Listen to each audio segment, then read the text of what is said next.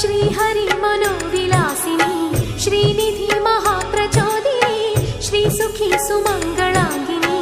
सर्व इष्ट सुप्रदायिनी ನಮ್ಮ ಮನೆಯಲ್ಲಿ ಬಂದು ನೆಲೆಸಮ್ಮ ಶಾರದೆ ಜೊತೆಯಲ್ಲಿ ಹಾಡಿನಲ್ಲಿ ಅಮ್ಮ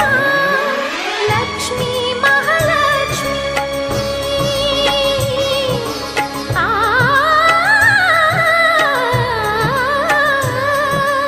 ಲಕ್ಷ್ಮೀ ಮಹಾಲಕ್ಷ್ಮಿ